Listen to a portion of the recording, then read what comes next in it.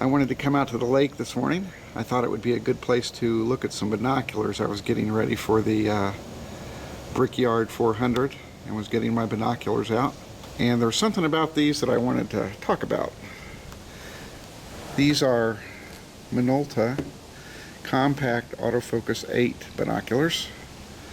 There's the box they came in. I bought these at the Sharper Image in about 1997, so I've had these for about 15 years.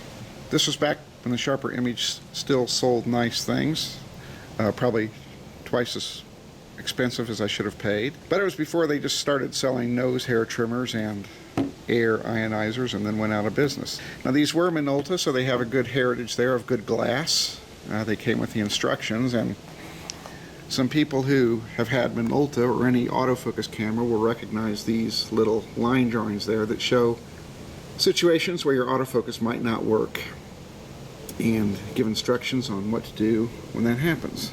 There's some of the specifications. You can probably pause your screen and take a look at that. But the binoculars themselves are small and very light. I like that.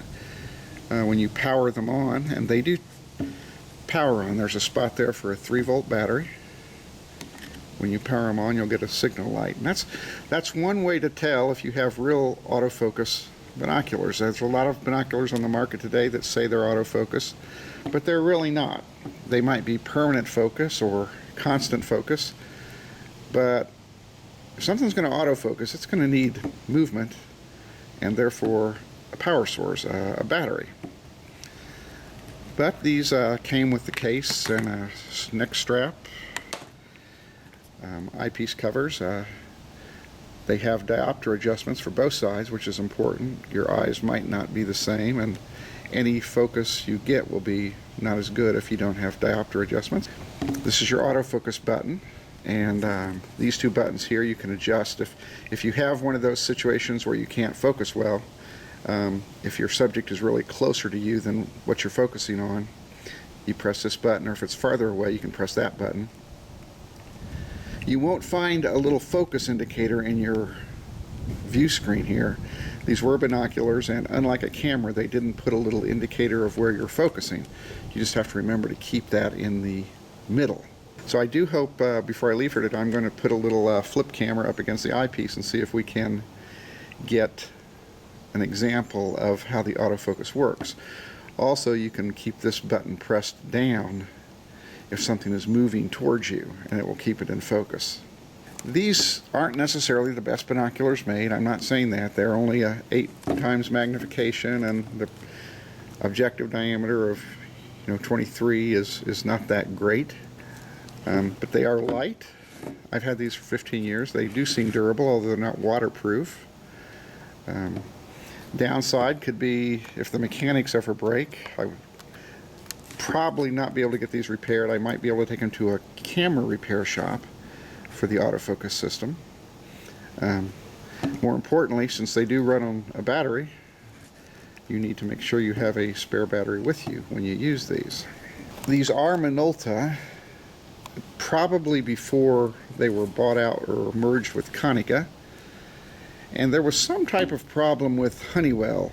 I think it was Honeywell claiming that the autofocus system was theirs, and maybe that's why these types of binoculars never became too popular, or maybe the other type of binoculars that are marked autofocus but aren't, maybe those are just so good that people didn't need this style anymore. But I'm one of the people that thinks that for a lot of equipment, a battery makes it better. That's just me.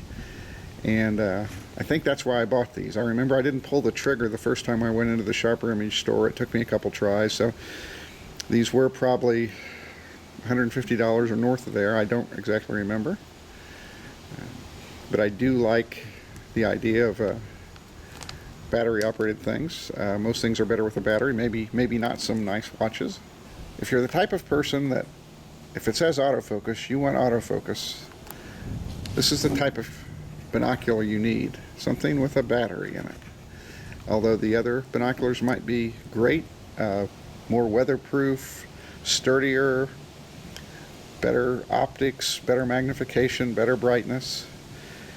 But if they say autofocus and they don't really autofocus, well, I don't want them. Well, I might want them, but I want my true autofocus binoculars too.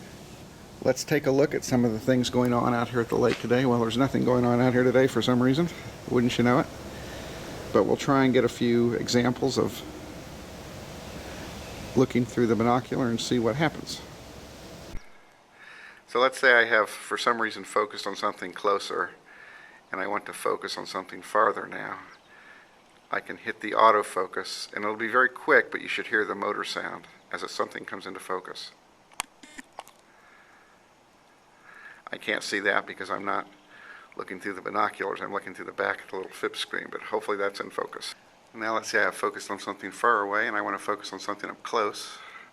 Press the autofocus this way, and that should have come into view, although I can't see it from where I'm sitting.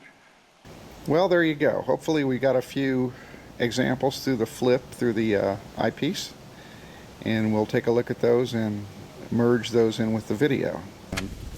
That's all. Thanks for watching. Bye.